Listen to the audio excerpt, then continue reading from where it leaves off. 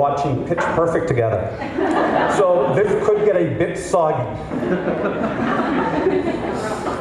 On behalf of my family, the Halls, and of course Bryan and Jordan, I would like to thank all of you for joining us on this momentous occasion. We are especially honored that so many of you have traveled from the Midwest, New England, and other parts of the country to be here. While Wilmington is not the easiest destination to get to, once you're here, it doesn't take long to figure out why Bryan and Jordan have decided to start their life here together and call Wilmington their home, aside from the occasional Category 4, Category 5 hurricane.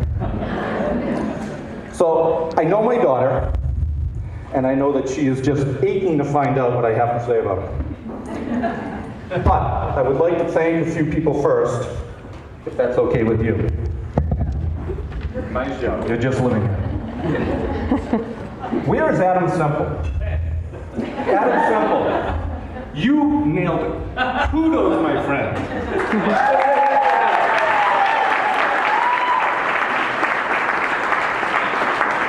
That was just an amazing and memorable wedding ceremony. I know that you take your responsibilities very serious and have invested considerable time in making Bryan and Jordan's ceremony uniquely theirs. It is greatly appreciated. Tom and Della Hall, you paying attention? As we say around Boston, you guys are wicked cool. Thank you for everything, from last night's awesome rehearsal dinner to your kind gestures throughout the wedding planning process. And of course, for opening your door, arms, and hearts, and accepting Jordan as one of your own. Jordan could not be more lucky to have your family now officially in her life. Which brings me to Bryan. Wendy and I could not be more happy that you and Jordan have found each other. The phrase opposites attract is such a cliche, yet it is so appropriate here. We thank you for your kindness and commitment. We thank you for your patience. You do not know how many times Wendy and I have nominated you for sainthood while sitting around the kitchen table.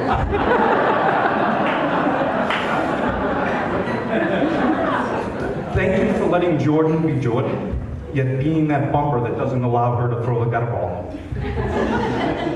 And of course, Jordan couldn't be any more fortunate to have a husband, a partner, who is perfectly content with only speaking 100 to 200 words a day.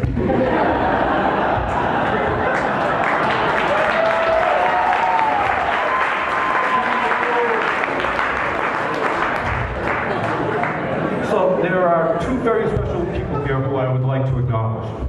First is Sheila Gibson, Jordan's grandma. Jordan has been blessed to have four great and unique grandparents. Sheila and Jordan's grandfather Hank have been very special. For example, for over a decade, on every Friday, they hiked to Attleboro to stay with Jordan and her brother. First to take care of them, then to be there after school. They didn't need to do it, they wanted to do it.